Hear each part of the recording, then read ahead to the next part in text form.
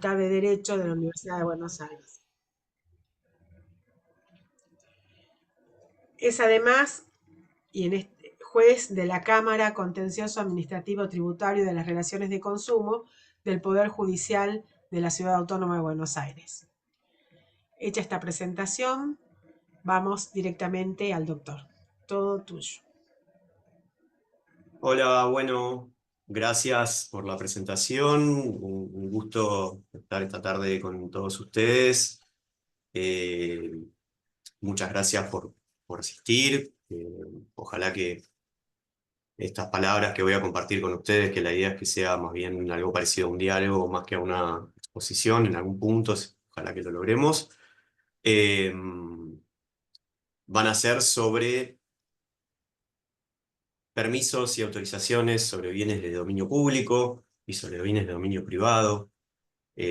Sé que todo el curso está de alguna manera centrado en cuestiones de urbanismo, o de derecho urbanístico, de derecho a la ciudad, con lo cual eh, cuando me propusieron dar el tema, lo primero que pensé es tratar de encontrar algún tipo de conexión entre los temas de derecho administrativo y el derecho urbanístico, y me pareció que este podía ser un tema que les podía llegar a interesar, sobre todo a aquellos que se dedican al derecho administrativo o que trabajan en temas vinculados con el derecho administrativo.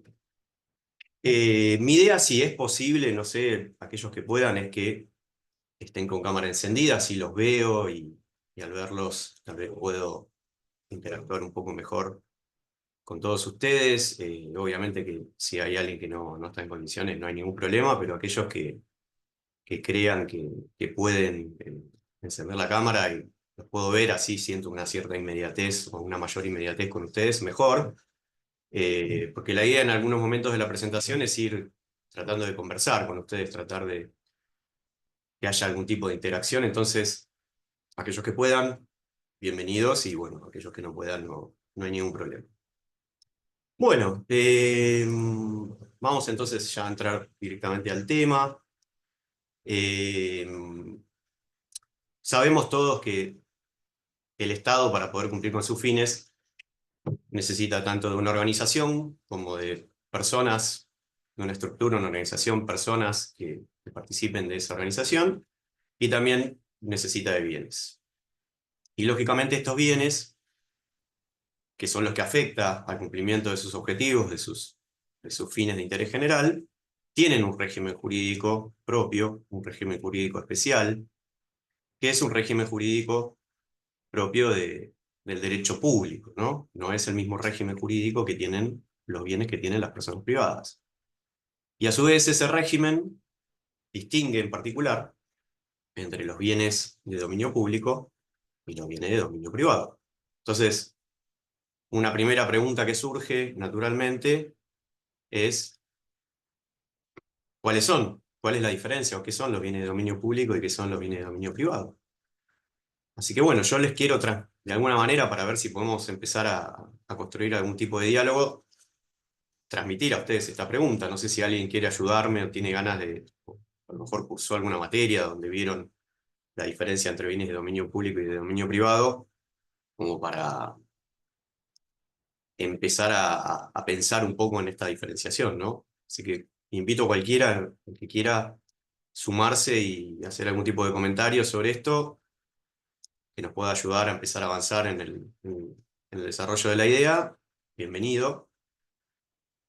Si quieren levantar la mano, si quieren directamente participar, no hay ningún problema, como les parezca mejor.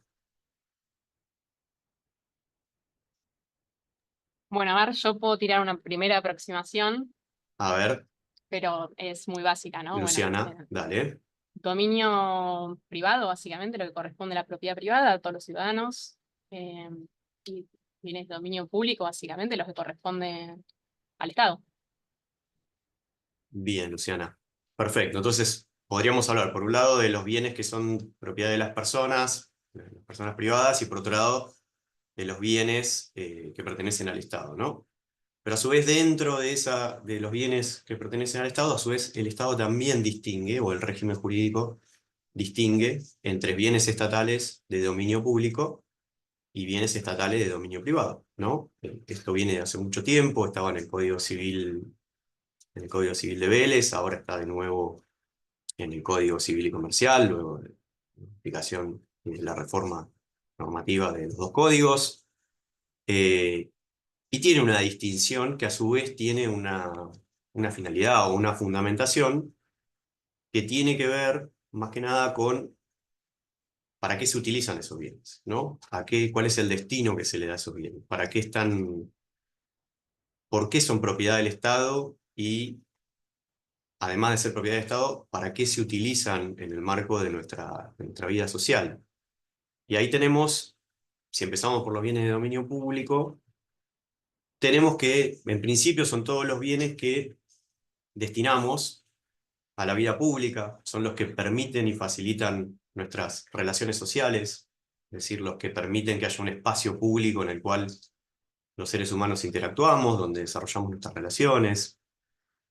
Y algunos de ellos, obviamente que el Código Civil y Comercial hace una enumeración, ahora yo les voy a mencionar algunos ejemplos, pero a los efectos de la clase de hoy nos interesan especialmente una de las categorías que están ahí identificadas, que es la que está en el inciso F, que habla de que son bienes de dominio público, las calles, las plazas, los caminos, los canales, los puentes y cualquier otra obra pública construida para utilidad o comodidad común. Después, entre otros ejemplos de bienes de dominio públicos, tenemos los ríos, los mares, el mar territorial, las aguas interiores, los estuarios, los arroyos, las islas, el espacio aéreo.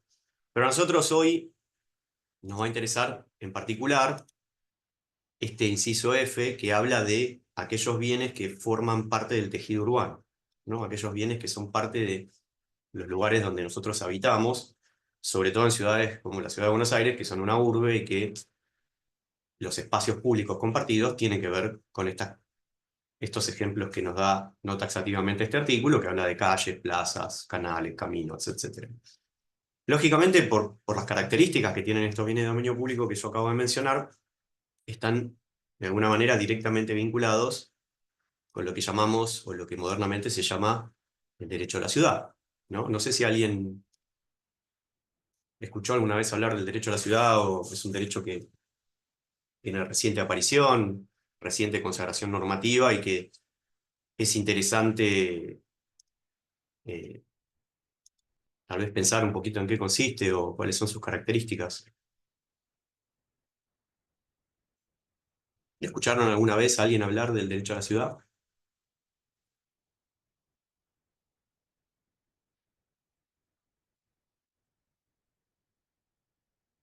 Bueno, eh, les cuento un poquito. Es un derecho que ya está receptado en el ámbito internacional. Por ejemplo, tenemos una definición de la Organización de las Naciones Unidas del derecho a la ciudad, o de cuáles son los componentes del derecho a la ciudad, que nos dice que es el derecho de todos los habitantes a habitar, utilizar, ocupar, producir, transformar, gobernar y disfrutar ciudades, pueblos y asentamientos urbanos justos, inclusivos, seguros, sostenibles y democráticos, definidos como bienes comunes para una vida digna. Es decir, incluye todos aquellos elementos necesarios, el disfrute, el derecho al hábitat, a la utilización, a la ocupación, al disfrute, a la producción, de todos aquellos elementos y aspectos propios de las ciudades o de los asentamientos humanos, eh, para que las personas puedan desarrollar en el marco de su vida urbana una vida digna, ¿no? Una vida igualitaria, digna, con acceso a servicios, con acceso a las condiciones de vida necesarias para que una persona pueda vivir plenamente. Entonces, obviamente, estos, los bienes de dominio público, los bienes que son de propiedad del Estado y que pertenecen a su dominio público, tienen mucha vinculación con el ejercicio efectivo del derecho a la ciudad. Lógicamente, estos bienes pertenecen al Estado o a sus entes, dependiendo de cómo haya sido su creación, o quién los haya creado, quién los haya construido, quién los haya puesto al servicio de la comunidad. Y tienen tres características que son, de alguna manera, los que definen su naturaleza, que es que son inajenables, o sea, el Estado no los puede vender. Para venderlos tendría que primero cambiarles el carácter de dominio público, de bienes de dominio público, son inembargables, es decir, no pueden ser embargados o sujetos a restricciones que tengan que ver con otro tipo de derechos o de vinculaciones que tiene el Estado, y son imprescriptibles, o sea, no pueden ser adquiridos por terceros por prescripción. Bueno, hasta acá más o menos esta sería una definición de lo que es un bien de dominio público. Nos queda, como dije antes, hablar un poco sobre los bienes de dominio privado, ¿no? Que por contraposición o por defecto o a contrario sensu son todos los otros bienes que también tiene el Estado, que son propiedad del Estado, pero respecto de los cuales el Estado tiene lo que podríamos decir un simple derecho de propiedad, es decir, no son bienes que necesariamente están afectados, al menos no de manera directa, a el desarrollo de las relaciones interpersonales de los seres humanos en el ámbito de la vida en sociedad. Con lo cual, estos bienes, aunque son de propiedad del Estado, el Estado los puede enajenar, siempre y cuando, por supuesto, cumpliendo ciertas formas y condiciones que están previstas en el ordenamiento jurídico. El derecho público tiene algunas limitaciones a qué debe hacer el Estado o algunas condiciones sobre qué debe hacer el Estado para poder vender sus bienes. Están sujetos a prescripción, pueden ser embargados, y el Código Civil nuevamente nos hace una enumeración en el artículo 236 de los bienes de dominio privado. A nosotros, a los efectos de lo que vamos a conversar hoy, nos va a interesar especialmente el inciso E, que nos habla de aquellos bienes que fueron adquiridos por el Estado nacional, provincial o municipal por cualquier título. Es decir, aquellos bienes que el Estado tiene que no están afectados a esta vida comunitaria o a este espacio común para las interacciones sociales, son bienes de dominio privado. Por ejemplo, el artículo incluye dentro de sus incisos los inmuebles que no tienen dueño, las minas de oro, los lagos no navegables, las cosas muebles de dueño desconocido, es decir, todos los bienes que por alguna otra razón son de propiedad del Estado, pero que no están abocados al disfrute común. Bueno, si volvemos sobre los bienes de dominio público, yo venía diciendo antes que el disfrute de estos bienes o el uso de estos bienes es siempre compartido. Es decir, no hay un sujeto que tenga un mejor derecho que otros o que tenga una titularidad o un derecho exclusivo a utilizar los bienes de dominio público. Ahora bien, esto no quiere Discúlpame, decir... acá en Sí, el chat preguntan, por ejemplo, la sí. Quinta de Olivos, preguntan en A el ver, chat vamos a como, mirar el chat porque lo tengo cerrado. A ver. dice, por ejemplo, en la Quinta de Olivos como de dominio Sí, público. seguramente la Quinta de Olivos, que es la residencia del presidente, no conozco exactamente su régimen, específicamente cuál es la naturaleza jurídica de la Quinta de Olivos, pero entiendo que seguramente sí debe ser un bien de dominio público. Todos los edificios públicos, la Casa Rosada, todos los edificios que son sede de los ministerios, los museos, las bibliotecas nacionales, todos los edificios públicos que son utilizados para fines comunes, ¿sí? Es decir, para, por ejemplo, todos los edificios públicos que se utilizan para que el Estado cumpla con sus fines, todos los edificios militares, de aduanas, cualquier tipo de edificio público es un bien de dominio público del Estado. Con lo cual se, se, mm, se cumplen estas tres condiciones que yo mencionaba, estas tres características que son la inajenabilidad, la inembargabilidad y la imprescriptibilidad. Acá veo que Claro, Daniela me perdón, agrega. acá dice que es de eso yo creo que la Quinta de Olivos lo que tiene es que es un testamento que la persona dejó explícito en el Una testamento para que donación, sea. No, una bueno, pero donación. creo que hay una condición que es solo para el alojamiento del presidente de la nación. Entonces, si el presidente de la nación, para que viva el presidente, si el presidente no vive, tiene que volver a los herederos. Pero eso es lo que yo sé así genéricamente, por eso no sé si Ujú. aplica exactamente a otros bienes de dominio público, como puede ser una avenida, digamos. Claro, habría que ver, no sé si se incorporó al patrimonio del Estado o no, habría que ver qué condición Claro. se puso, si supuso la transmisión del dominio o no, o si es solamente la posesión. La verdad que es Mm, difícil poder saberlo sin conocer un poquito más sobre en qué condiciones se hizo, si fue una donación o si fue un comodato o si fue una donación con una condición. Es decir, ujú, si fuera de propiedad del Estado, si fuera el dueño fuera el Estado, entiendo que sería un bien de dominio público porque eh, su uso estaría destinado a el cumplimiento de los fines del Estado, como cualquier otro edificio público, ¿no? Siendo la residencia ujú. del presidente, pero la verdad que no podría afirmarlo porque no conozco cuál Sí, es es un el... caso Claro, es un caso muy raro. particular. A lo mejor si no se incorporó el patrimonio del Estado, probablemente puede ser que tenga alguna característica en particular. No sé, Ujú. Daniela, si con... bueno, acá me pusiste que sí. Sí, sí, sí. Bueno, sí, no conozco concretamente. Podría también ser un bien de dominio privado, me parecería más raro, porque si lo está usando el presidente, me parece que está abocado a un fin público de interés general. Eh, bueno, pero haberte aclarado, Daniela, aunque no conozco demasiado las características particulares de la Quinta de Olivos, con estos criterios generales tal vez podemos hacer algún tipo de disquisición o de separación. Bueno, yo decía entonces que el uso o el disfrute de los bienes de dominio público siempre es compartido. Nadie tiene un mejor derecho que otra persona a su uso y goce. La utilización siempre tiene que ser común, igualitaria, cooperativa, armónica, es decir, las plazas, los espacios comunes, las calles, los monumentos, las bibliotecas, los museos, todos presuponen un uso compartido y nadie tiene un mejor derecho a su uso que otra persona. Entonces, ahí se distingue generalmente, cuando hablamos ya del uso de los bienes de dominio público, entre el uso general y el uso especial. ¿Sí? Tenemos esta diferenciación. El uso general es aquel que le corresponde a cualquier persona, es decir, cualquier persona puede usar un bien de dominio público cuando este bien está sujeto a un uso general.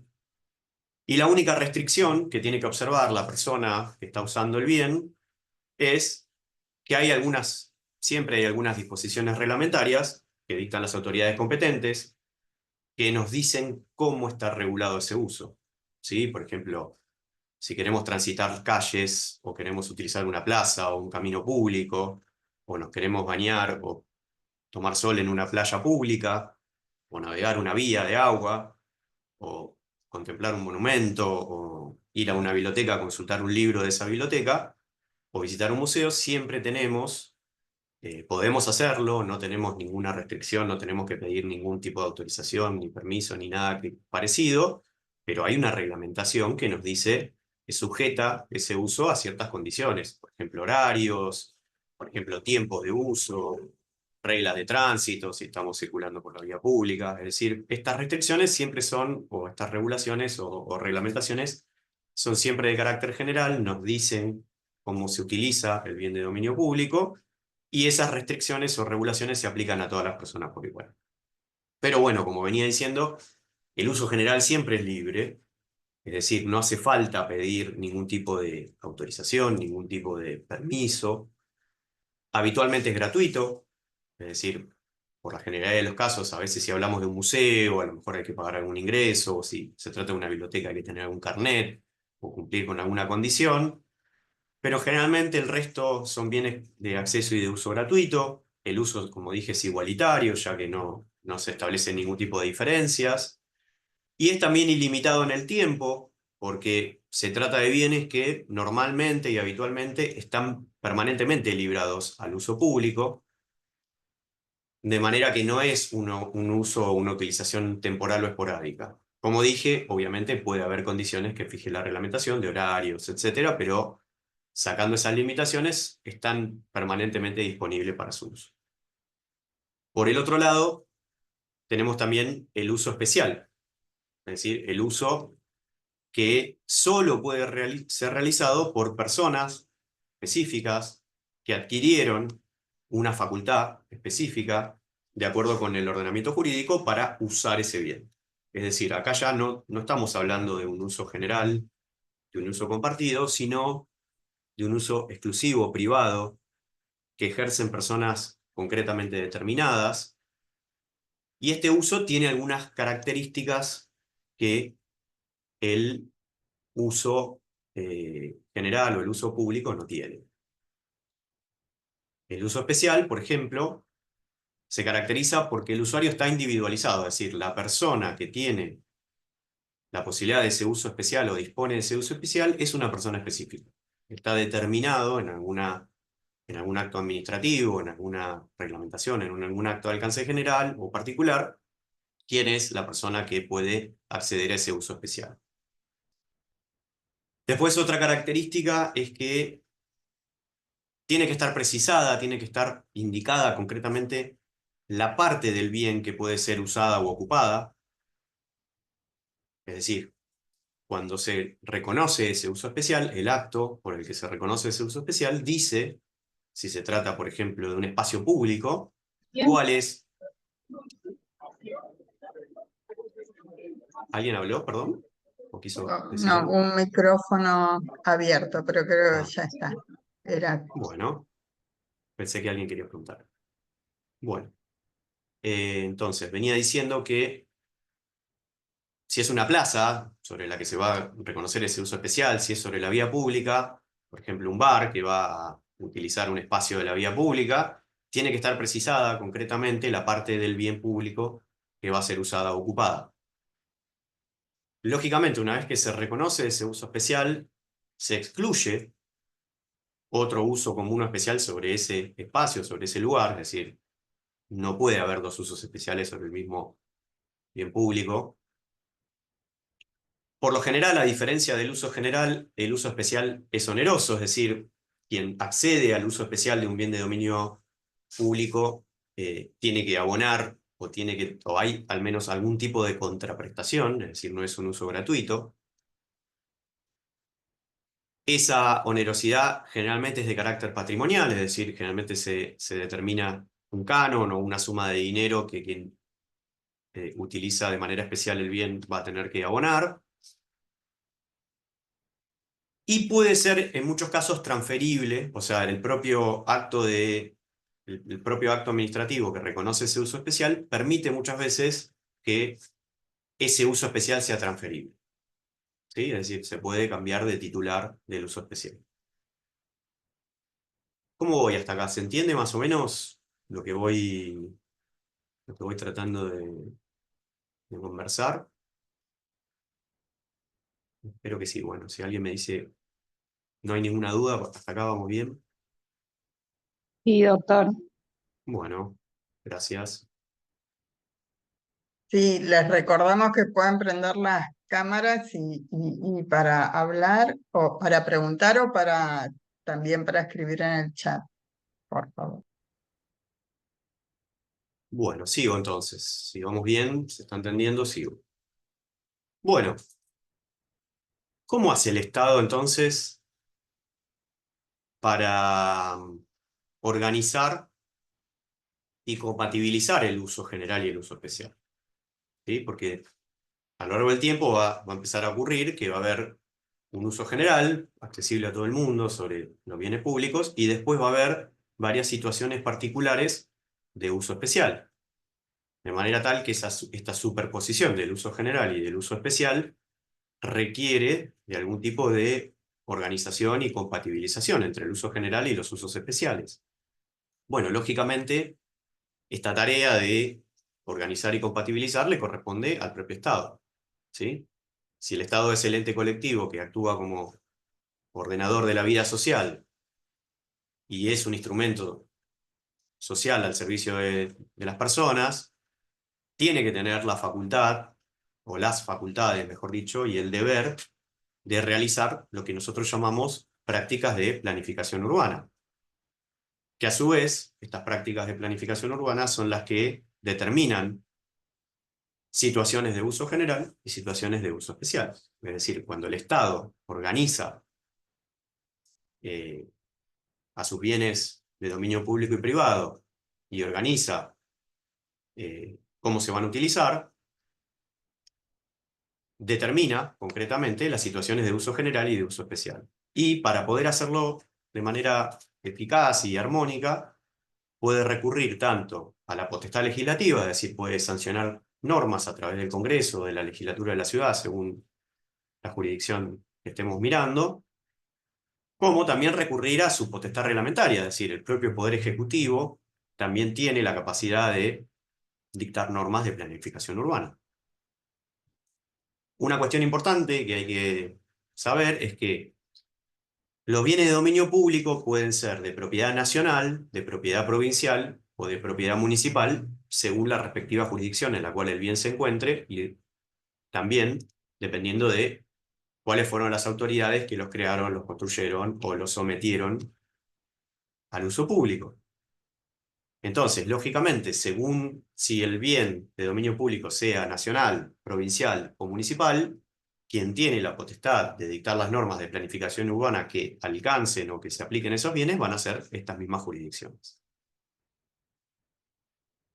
Bueno, el planeamiento urbano es entonces una acción o un conjunto de acciones que desarrolla el Estado que lo que buscan es justamente ordenar en el tiempo el crecimiento urbano en un ámbito geográfico determinado. Es decir, lo que se busca es permitir que todas las personas puedan desarrollar sus fines y objetivos en coordinación y armonía con los que realizan el resto. Es decir, para nuestras interacciones sociales, para nuestra vida en sociedad, para cumplir con nuestros objetivos personales, necesitamos actuar en el tejido urbano, en el ámbito urbano, pero a su vez, así como nosotros actuamos, hay otras personas que están también actuando persiguiendo sus propios fines. Entonces, tiene que haber una regulación que permita que esa actividad humana conjunta se desarrolle en ciertas condiciones de armonía y coordinación.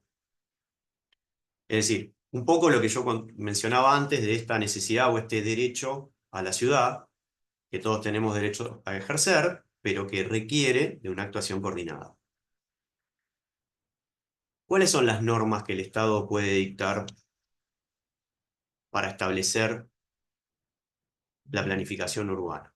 ¿Conocen alguna norma? ¿Escucharon hablar de alguna norma alguna vez que les suene que puede tener que ver con las actividades de planificación urbana? No sé si viven en la ciudad de Buenos Aires o viven en provincia, pero por ejemplo en la ciudad de Buenos Aires tenemos varias normas bastante importantes.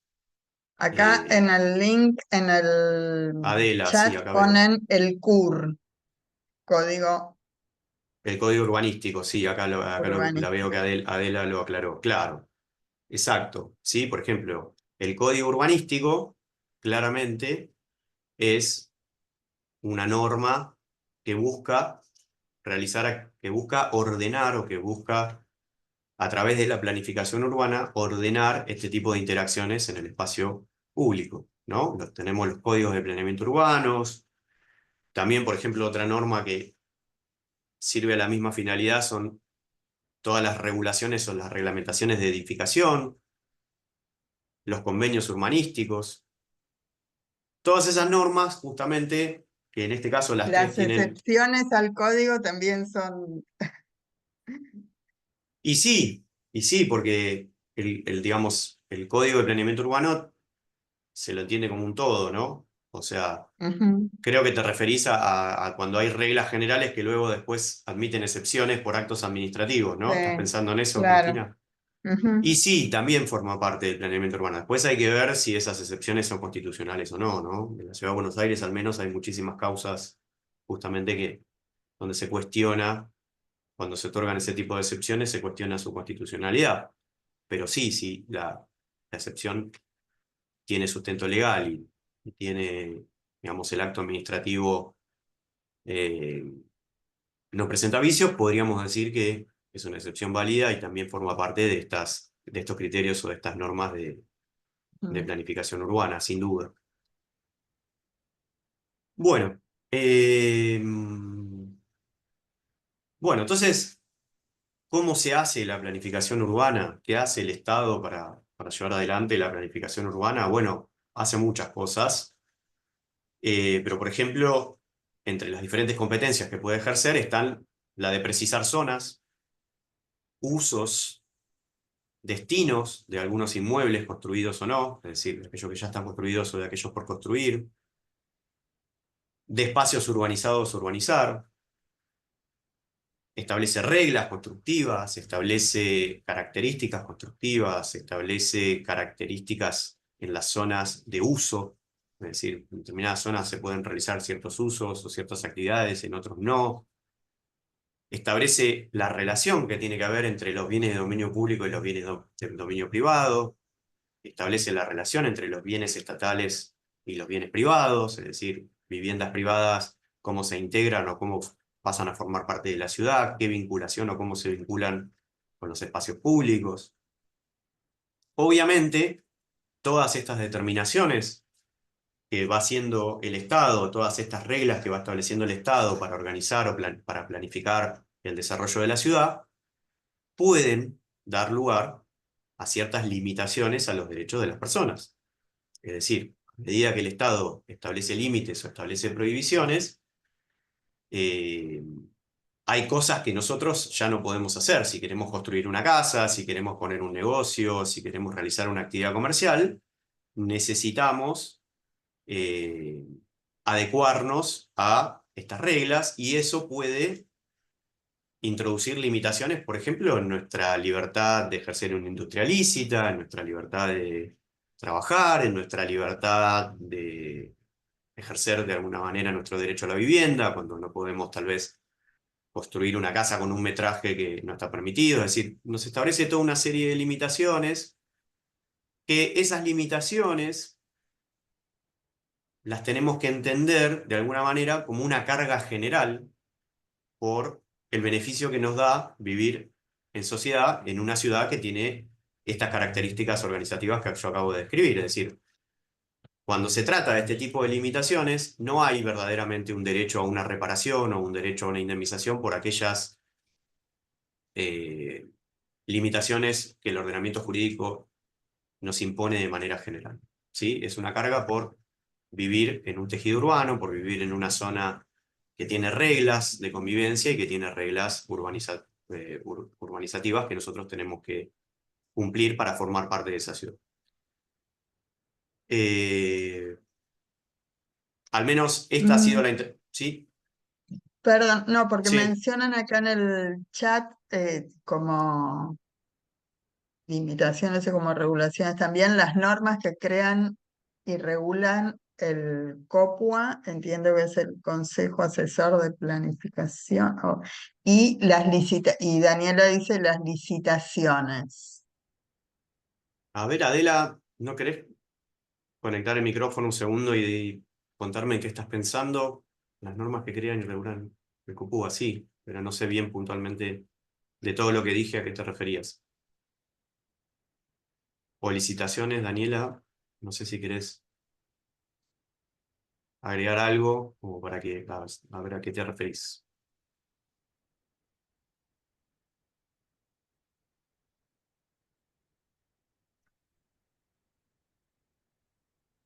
Ah, que es una norma, una de Como las normas sí. de planificación. Ah, sí, sí, claro, sí, sí, tal cual. Es una de las normas, al menos en la Ciudad de Buenos Aires, que eh, regulan, que establecen o regulan la planificación urbana, sí, sin duda, sin duda. Y no sé, Daniela, cuando hablaste de licitaciones, si querés agregar algo.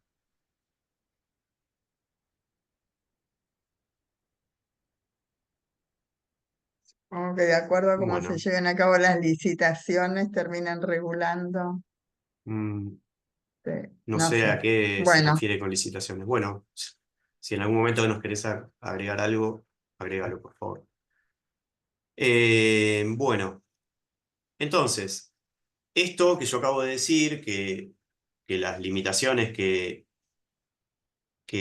las normas sobre planificación urbana pueden de alguna manera imponer a nuestros derechos, y que son una carga pública y que su objeto es la mejor distribución y la mejor organización de las ciudades, y que toda vez que son normas de interés general no dan lugar a una responsabilidad estatal, ha sido una interpretación antigua y reiterada de la Corte. No sé, me vienen a la mente dos casos, Cullerat del 86 y Petruccelli, que creo que es del 89, donde la Corte dijo esto, dijo que si cambiaba una regulación en materia de planificación y eso podía eventualmente afectar el derecho de alguien, esto no era un daño, sino que era una carga pública y entonces, como tal, debía ser tolerada y no había un derecho a una reparación. Bueno, entonces ya vimos la diferencia entre bienes de dominio público y de dominio privado, ya vimos que los bienes de dominio público, que son los que están afectados a la vida en común, admiten un uso general y un uso especial. Vimos que la compatibilización entre el uso general y los usos especiales requiere del planeamiento urbano. Vimos también que el planeamiento urbano es una potestad propia y exclusiva del Estado y que lo puede ejercer por vía legislativa o por vía ejecutiva, es decir, a través de actos o reglamentos. Vimos cuáles son algunas de las normas que se han dictado en materia de planificación urbana y ahora tal vez sería interesante pensar un poco dentro de las diferentes técnicas de planificación urbana o de planeamiento urbano, ¿cuáles son específicamente esas técnicas? Recuerden que yo les anticipé que mi idea era hablar un poco sobre autorizaciones y permisos, así que bueno, ahora voy a entrar ya puntualmente a hablar de, dentro del planeamiento urbano, cómo son las técnicas de planeamiento urbano denominadas autorización y permiso. Empecemos por las autorizaciones. Y vuelvo a preguntar, a ver si tengo más suerte. ¿Alguien alguna vez escuchó hablar de autorizaciones de uso o permisos de uso? Acá Daniela me aclara, fue para cuando se habló del acceso a lo público. Bien, ya está. Perfecto, Daniela. ¿Alguien tiene alguna noción de cuál es la diferencia entre permiso y autorización?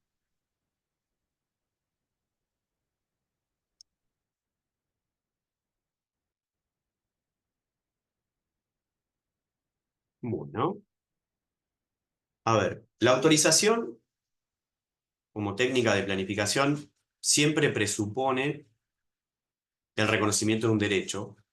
A veces ese derecho es preexistente, a veces el derecho nace con la autorización, es un derecho para realizar una actividad en el espacio público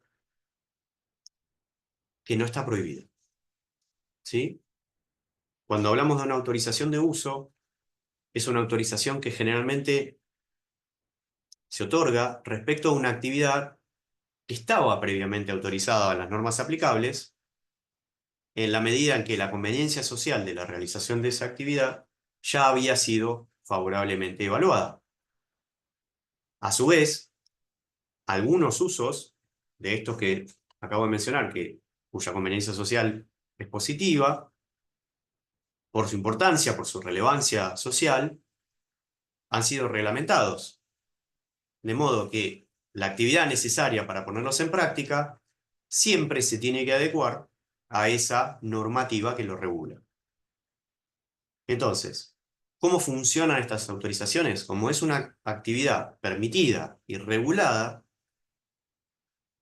la persona que quiere obtener la autorización se presenta, pide la autorización, generalmente hay un procedimiento reglado para pedir esa autorización, y el Estado comprueba, generalmente a través de un procedimiento administrativo, que la persona que pide la autorización cumple con estos recaudos establecidos en la regulación de la actividad, y si verifica que efectivamente los recaudos están cumplidos, tiene que otorgar la autorización.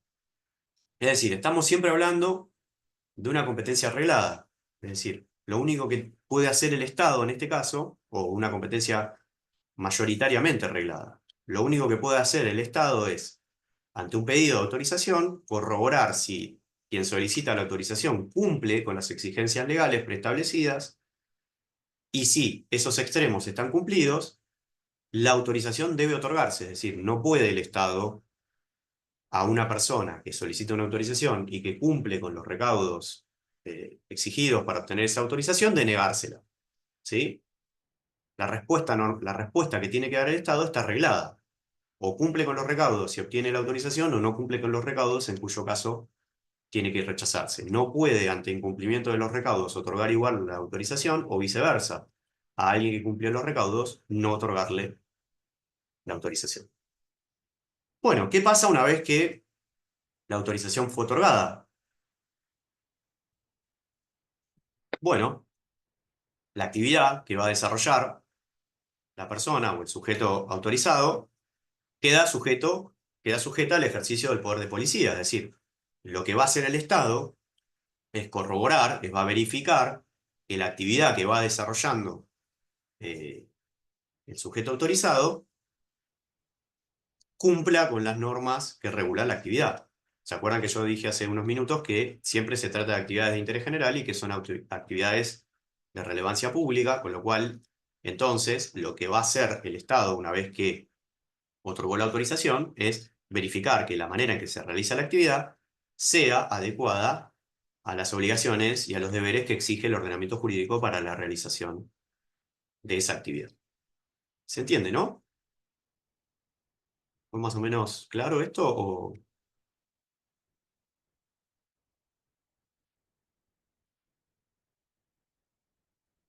Bueno.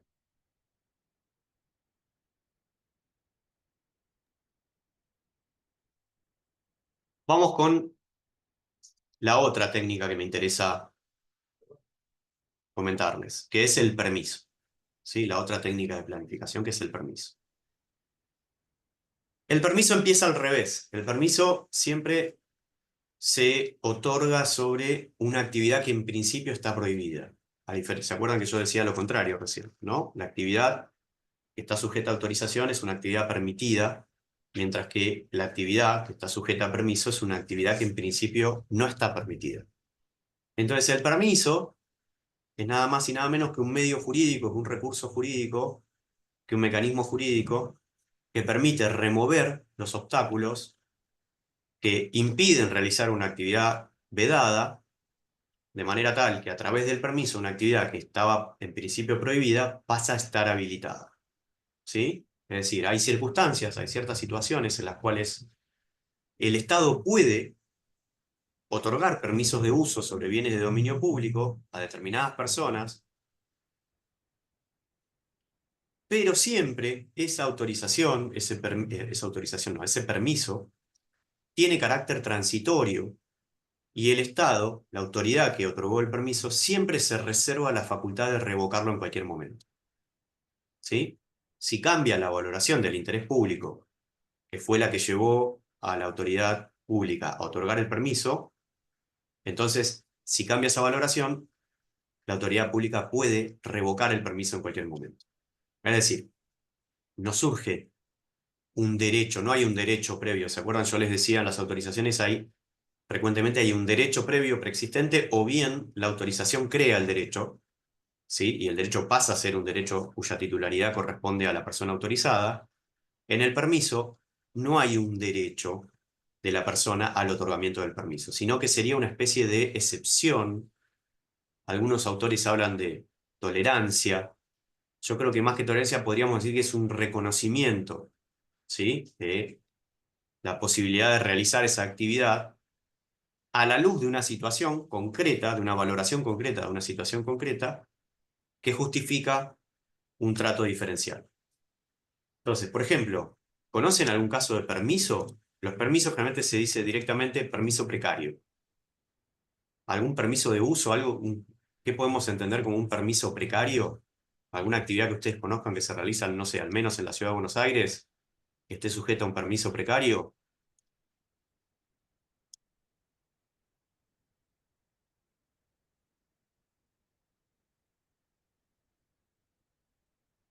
Bueno, por ejemplo, los permisos de venta Algo ambulante. transitorio, algo ¿Cómo? transitorio en el Claro. tiempo, un permiso para hacer algo, pero que sea en un tiempo acotado.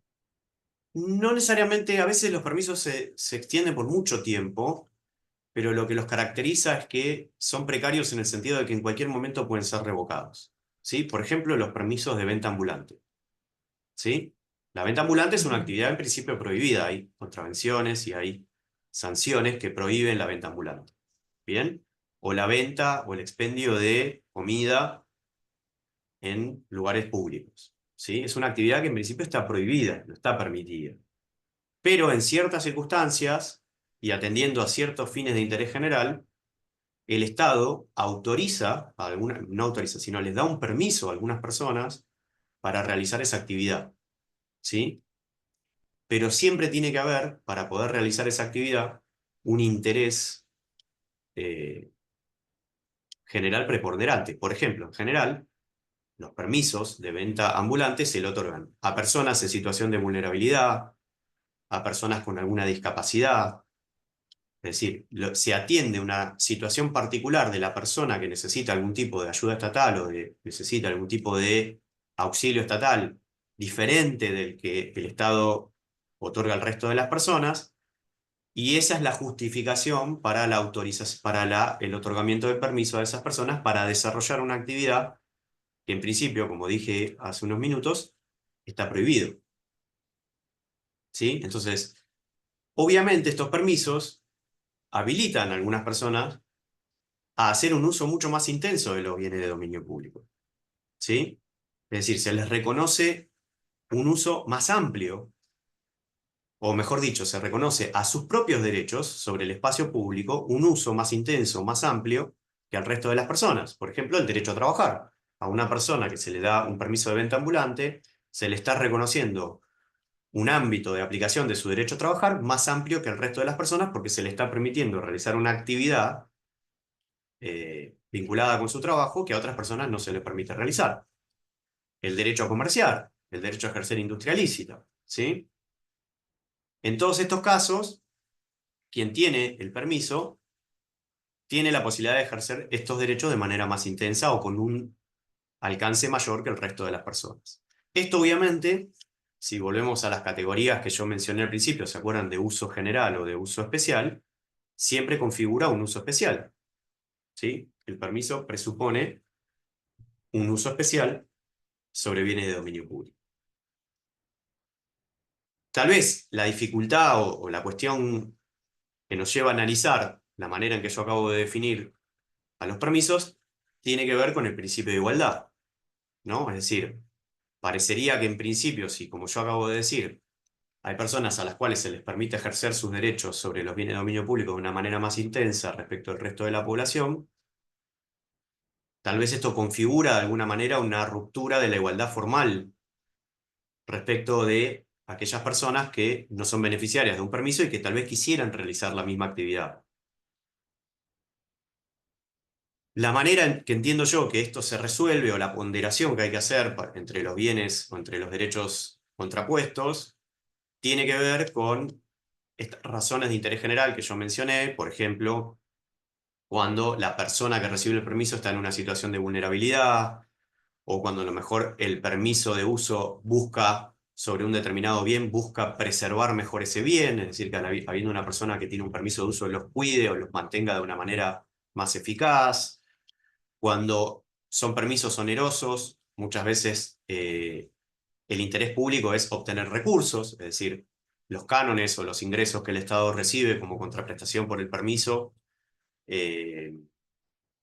sería el interés general que se está tratando de manifestar o de materializar en el caso. Con lo cual, creo que el equilibrio se alcanza cuando la ruptura de la igualdad formal es compensada con algún interés general preponderante que es mejor satisfecho a través del otorgamiento del permiso. Bueno, ¿cómo se otorgan autorizaciones y permisos? ¿Cuál es el camino formal para que el Estado otorgue una autorización o un permiso? Siempre, para que haya una autorización o un permiso, tiene que haber un acto administrativo. ¿Sí? Tiene que haber un acto administrativo que expresa y suficientemente motivado otorgue este beneficio. Y acá me parece que es importante tener en cuenta que el silencio del Estado no puede ser interpretado en sentido positivo, incluso luego de la nueva redacción que se le dio al artículo 10 de la Ley de Procedimientos Administrativos después del mega decreto, porque si bien ahora tenemos situaciones en las cuales el silencio tiene sentido positivo, expresamente el nuevo artículo dice que cuando se trata de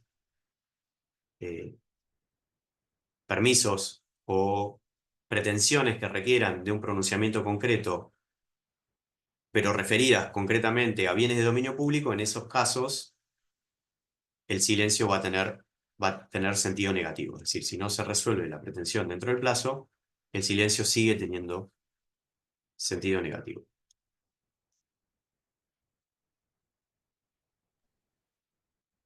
Bueno, voy llegando tal vez a la parte final, la media hora final de la exposición. Ya vimos entonces bienes de dominio público y de dominio privado, la diferencia sobre los bienes de dominio público, el uso general y el uso especial. Vimos la armonización de estos dos tipos de uso a través de las reglas de planeamiento urbano.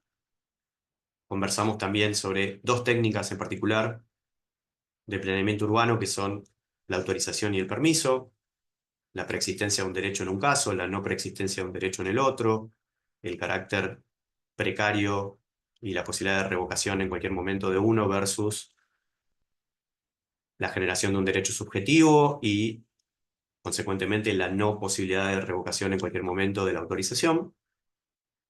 Y la última cuestión que quiero tocar o que quiero conversar es cómo se vinculan las autorizaciones y los permisos con la responsabilidad del Estado, ¿no? Sabemos que el Estado, cuando responde, puede haber actuado de manera ilícita o de manera lícita. No sé si alguien conoce la diferencia entre responsabilidad por actividad ilícita o cuál es el criterio que nos permite separar entre responsabilidad por actividad lícita o responsabilidad por actividad ilícita.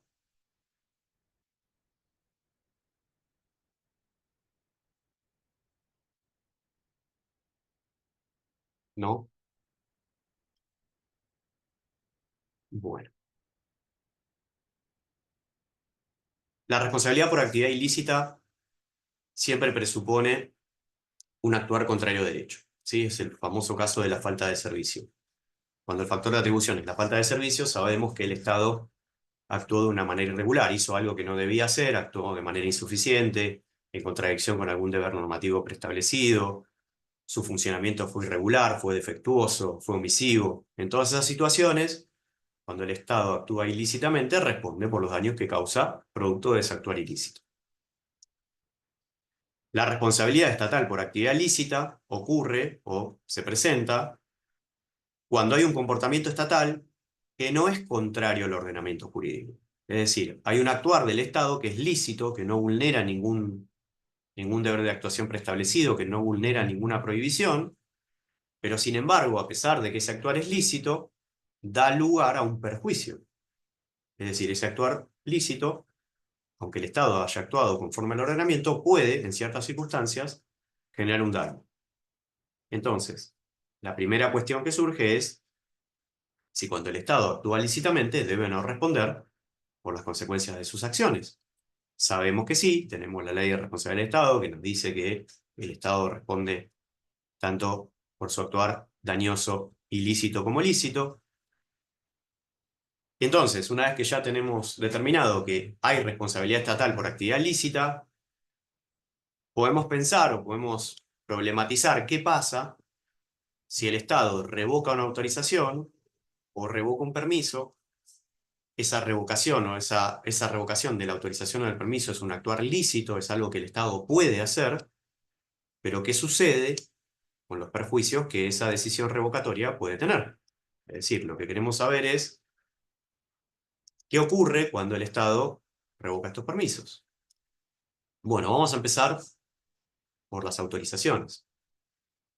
Puede pasar, y de hecho pasa, que una vez que se otorgó una autorización de uso sobre un bien de dominio público, esa autorización con el tiempo se vuelva inoportuna, se vuelva inconveniente, y que entonces el Estado considere la posibilidad de revocarla.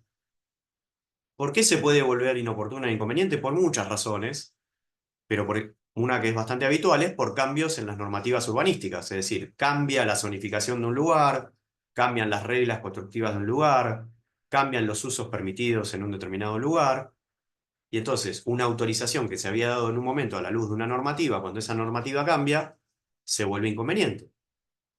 Entonces, en ese caso, ¿qué puede hacer el Estado? ¿Puede revocar esa autorización? Sí lo puede hacer.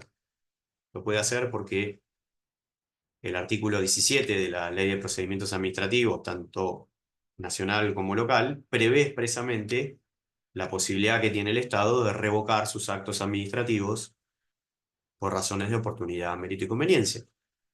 Y ya dijimos, un poco antes en la exposición, que las autorizaciones y los permisos se otorgan a través de actos administrativos, con lo cual, si cambia la valoración que tuvo en cuenta la autoridad de aplicación o la autoridad que tiene la competencia para otorgar esas autorizaciones o permisos y decide revocar ese acto, puede hacerlo invocando razones de oportunidad, mérito y conveniencia.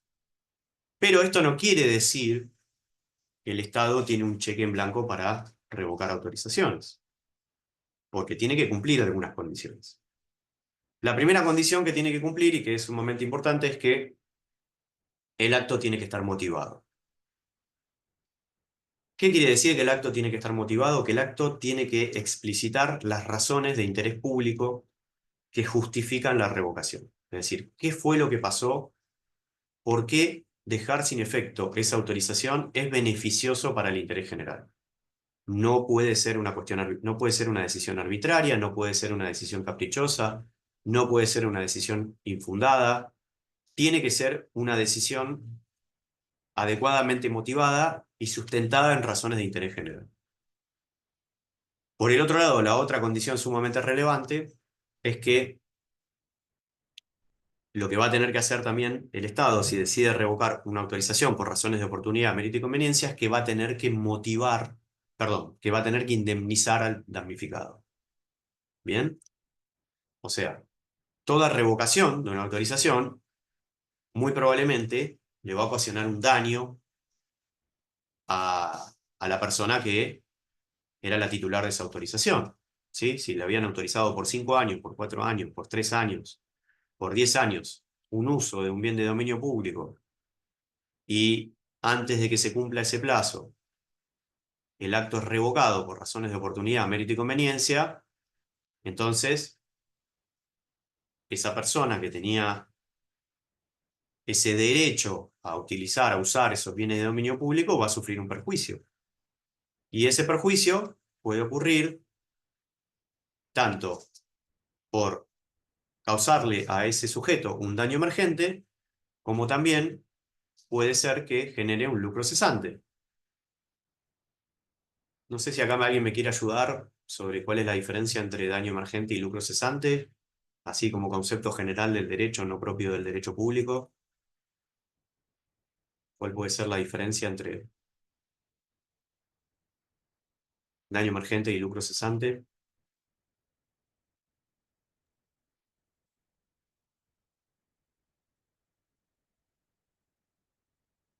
Bueno, el daño emergente son siempre los perjuicios efectivamente sufridos, es decir, el daño patrimonial o el daño a los derechos cuya titularidad corresponden al autorizado, es el daño emergente. ¿Sí? Si había, para usar el bien de dominio público, había construido alguna estructura, había invertido en algún tipo de cosa mueble, había mejorado el espacio público de alguna manera y como consecuencia de la revocación de la autorización ya no puede seguir utilizando o usando el bien de dominio público, eso sería claramente un supuesto de daño emergente. ¿Sí? Los daños que concretamente sufre a sus derechos, en particular al derecho de propiedad, el daño que sufre en su patrimonio, es daño emergente y va a tener que ser reparado. ¿Bien? Perdón, acá en el chat Federico puso, uno implica un daño actual y el otro una pérdida de ganancia. Bien, Fede, exactamente, así es. Como vengo diciendo, y como bien señalás vos, El daño actual es todos estos daños concretos a los derechos, ¿sí? Sobre todo al patrimonio, ¿sí? Si yo invertí dinero en cosas muebles para utilizar en el espacio público, compré bienes, lo desmalecé, o lo mejoré, o lo cerqué, o construí una estructura para poder utilizar allí por un tiempo, y ya no lo voy a poder hacer, todos esos son daños actuales que el Estado va a tener que reparar. Y el lucro cesante son las ganancias que yo esperaba obtener como consecuencia de la realización de la actividad que yo realizaba en el sobre el bien de dominio público, el uso que le daba, y que como consecuencia de la revocación ya no voy a poder obtener. ¿Sí? Si, por ejemplo, yo había instalado ahí, no sé, imaginemos que fuera un espacio de un bar en la vía pública, o que fuera un lugar donde alguien instaló algún puesto, alguna actividad comercial, y se revoca esa autorización. Entonces, yo hacía una proyección de ganancias por un determinado periodo de tiempo que ya no voy a obtener, entonces también hay un derecho por parte del sujeto autorizado a obtener una compensación por el lucro cesante. Esto está expresamente establecido en la ley, tanto en la Ley Nacional de Procedimientos Administrativos como en la Ley de la Ciudad, ¿sí? Que hablan de que, mejor dicho, estaba establecido en ambas leyes. Ahora la Ley Nacional expresamente contempla el daño emergente y el lucro cesante. La ley de la ciudad, la ley de procedimientos administrativos de la ciudad, ahora sigue mencionando que solo se repara el daño emergente y no el lucro cesante. Con lo cual ahí tenemos una diferencia de régimen en entre el ámbito nacional y el ámbito local. ¿Sí? En el ámbito nacional se reconocen daño emergente y lucro cesante. En la ley local solamente se reconoce el daño emergente.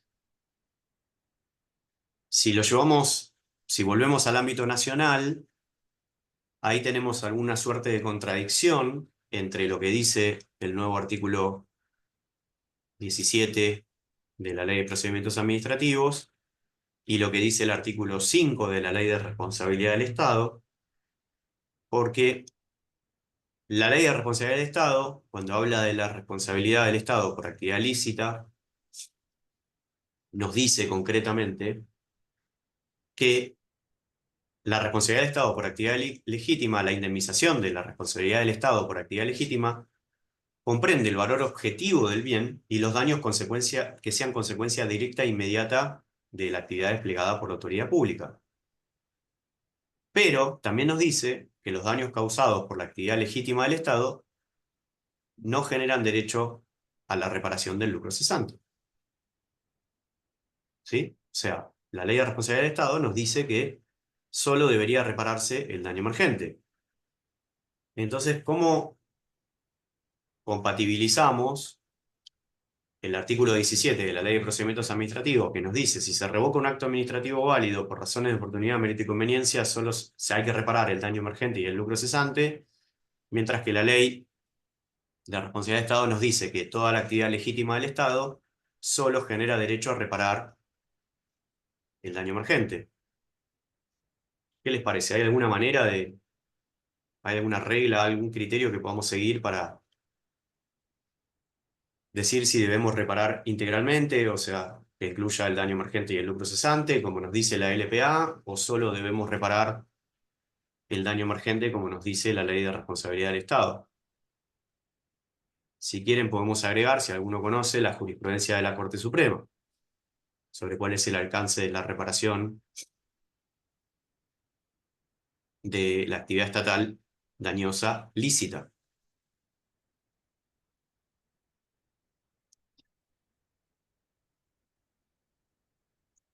Bueno, yo creo que claramente hay una contradicción normativa. Hay dos normas que están prescribiendo algo incompatible, dos criterios que son incompatibles, porque o la responsabilidad por actividad legítima, cuando se trata de la revocación de un acto administrativo, da lugar a una indemnización integral o da lugar a una indemnización más limitada. No pueden ser las dos cosas al mismo tiempo.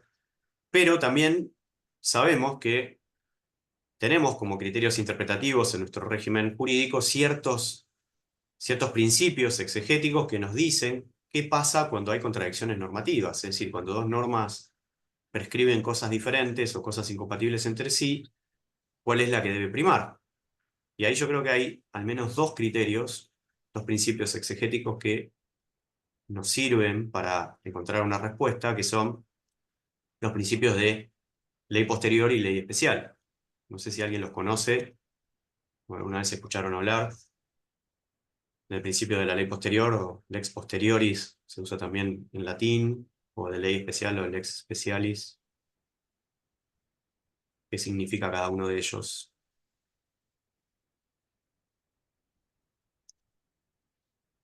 Bueno, el criterio de ley posterior quiere decir que cuando dos normas prescriben cosas o prescriben conductas o adoptan criterios que son incompatibles entre sí, se debe privilegiar el criterio que surja de la ley posterior, porque se asume que el legislador no puede ser inconsecuente, entonces el criterio posterior debería ser el criterio auténtico del legislador.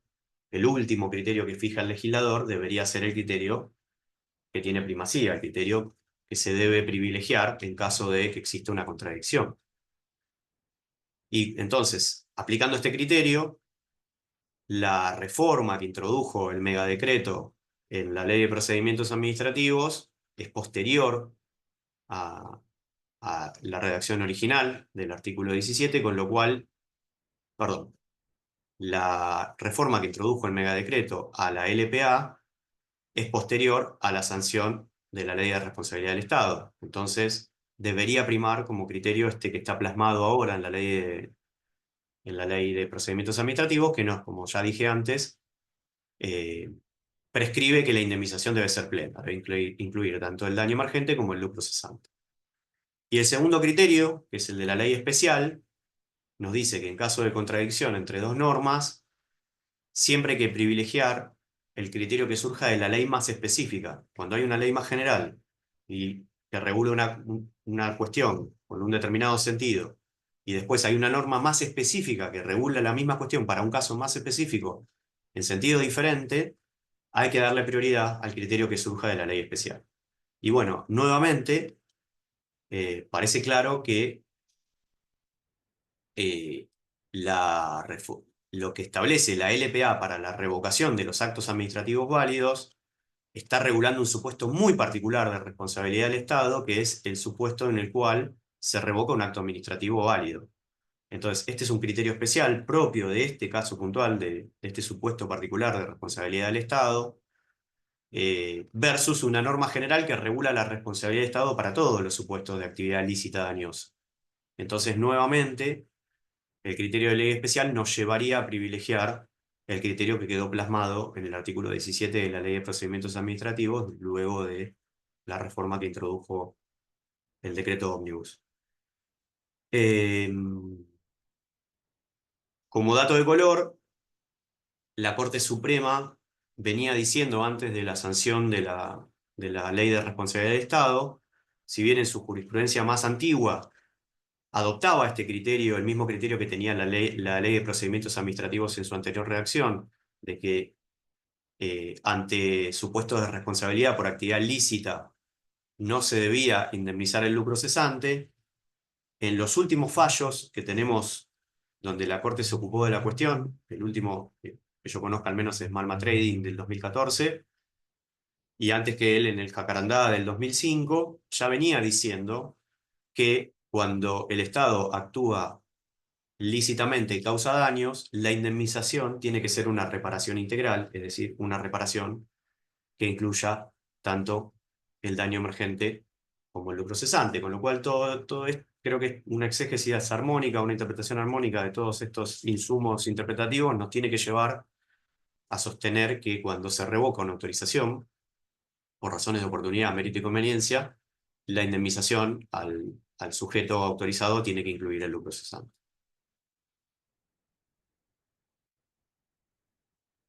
Bueno, nos queda ver qué pasa cuando se revoca un permiso.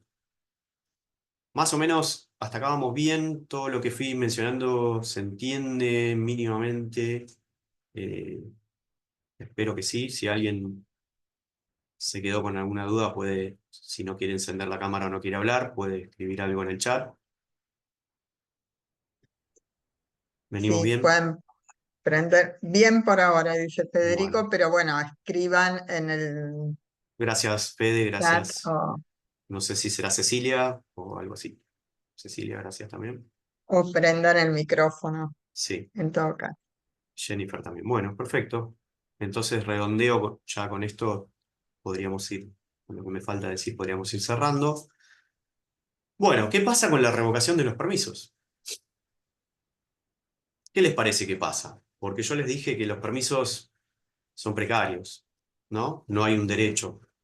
No hay un derecho preexistente ni se crea un derecho. Entonces, Claudia, gracias Claudia.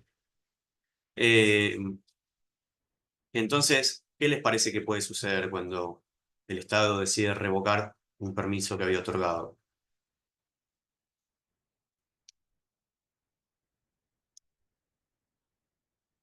Bueno, obviamente si el permiso es precario y lleva implícita la condición de que puede ser en cualquier momento considerado incompatible con el interés público y revocado, claramente el otorgamiento de un permiso no genera un derecho, y si no genera un derecho, cuando es revocado, al no haber un derecho que se haya incorporado al patrimonio del permisionario, no da derecho a una reparación, ¿no? Y esto es lo que dijo muchas veces la Corte Suprema, ¿sí? El carácter precario lo viene diciendo desde hace muchísimo, no sé, un fallo muy famoso es Dondero del año 32, que todavía se cita muchas veces. Eh, entonces, la revocación no da derecho a indemnización. Ahora, que no da derecho a reparación no significa que el acto de revocación pueda ser un acto arbitrario. Es decir, la posibilidad de que cambie la valoración del interés público, habilitada por la naturaleza del permiso, no quiere decir que esa revocación puede ser caprichosa o puede ser motivada en razones diferentes a las propias de cuestiones de interés público. Entonces, ¿cómo se evita esa arbitrariedad? ¿Cómo se evita esa posibilidad de que la revocación tenga otra finalidad? Bueno, el acto revocatorio tiene que estar suficientemente motivado, ¿sí? Así como el otorgamiento del permiso tuvo que obedecer a una razón de interés general, la posterior incompatibilidad entre el permiso y el interés general tiene que ser expresamente explicitada, tiene que ser expresamente mencionada en el acto administrativo, con lo cual la revocación tiene que estar motivada. Entonces, ¿se trata de una facultad discrecional? Sí, claro, pero sabemos que no hay, el Estado no tiene competencias o potestades enteramente discrecionales o enteramente regladas, sino que siempre hay una combinación entre elementos o aspectos reglados y discrecionales. Entonces, dentro del aspecto parcialmente reglado es que la autoridad administrativa tiene que justificar por qué decidió revocar y por qué esa revocación tutela mejor el bienestar colectivo que permitir que se continúe utilizando el permiso. Obviamente, este deber de motivación de los actos administrativos, que ya sabemos que no se aplica solo a los permisos, sino a todos los actos administrativos, sobre todo en particular cuando se trata del ejercicio de facultades discrecionales, fue recurrentemente reconocido en la jurisprudencia de la Corte. Voy a mencionar dos fallos porque probablemente son los más conocidos y los más nuevos, que son Schneiderman del año 2008 y Silva Tamayo del año 2011. Pero si queremos ir a buscar uno específico sobre permisos o sobre la exigencia de motivar un acto que revocaba un permiso precario, era un caso de una empresa tenía un permiso de uso de postes de tendido eléctrico en una provincia, creo que era Catamarca, y se lo revocan, y la Corte dice específicamente en este fallo Vera González de 1996 que el acto de revocación, si bien el ejercicio de la facultad es válido, el acto para ser válido tiene que estar suficientemente motivado. Con lo cual, si bien en principio podemos decir que no hay un derecho a una reparación cuando se revoca un permiso, una revocación ilegítima, o sea, por ejemplo, una revocación inmotivada o una revocación arbitraria, habría que ver las circunstancias del caso, pero podría dar lugar a un derecho a una reparación si hay una conexión causal suficiente entre el dictado de este acto irregular, de este acto viciado por falta de motivación, y el perjuicio que podría haber sufrido el permisionario como consecuencia de ese acto ilegítimo. Bueno, ¿cómo ven? Yo más o menos creo que por acá podríamos ya ir cerrando. No sé si hablaría algo más, pero sí quisiera saber si... Acá Federico me decía, si no generó derecho no debería indemnizar. Sí, Federico, buenísimo, gracias. Eh, no sé, me gustaría, si a lo mejor alguien quiere decir algo o quiere escribir algo, ya que los veo medio tímidos para hablar, pero a lo mejor alguien Sí, quiere... acá les pongo en el chat si quieren hacer preguntas o Claro, comentarios podríamos antes de ahora al que... final, si alguien quiere preguntar algo, con muchísimo gusto.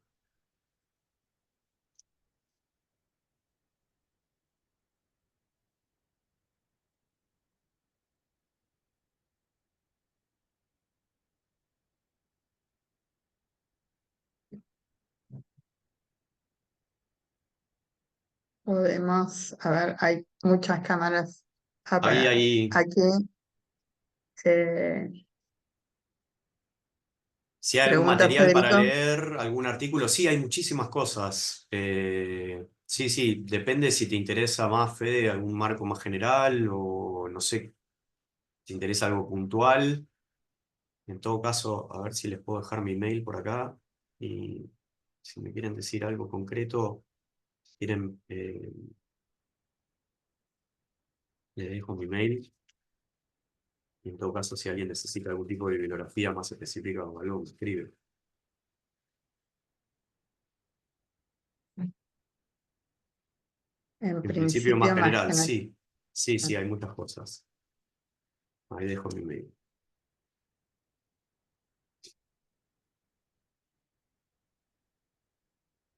Bueno, Jennifer dice, ¿la clase queda grabada? Creo que sí, Jennifer. No la sé, clase veo que se está está, grabando, así que...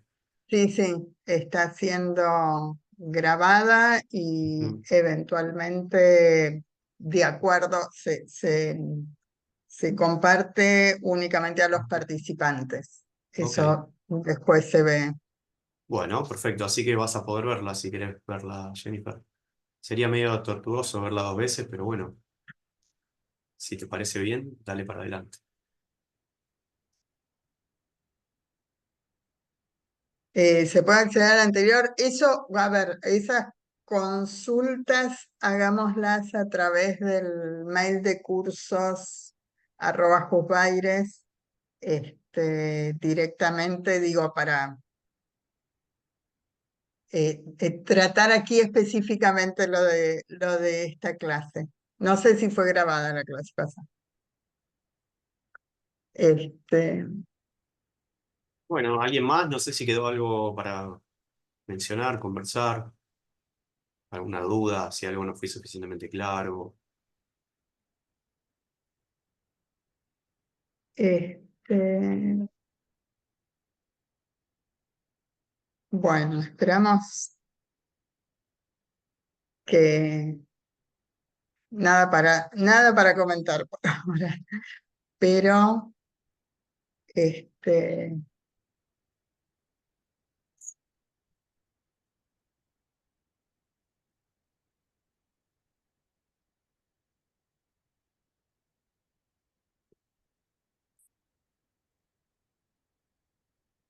bueno, doctor Mántaras, le agradecemos muchísimo la participación. Aquí dicen muchas gracias por la exposición y eh, muchas gracias, muy buena. Pero bueno, sí, es más dinámico e interesante con la participación y las preguntas. Este, pero bueno, muchísimas gracias.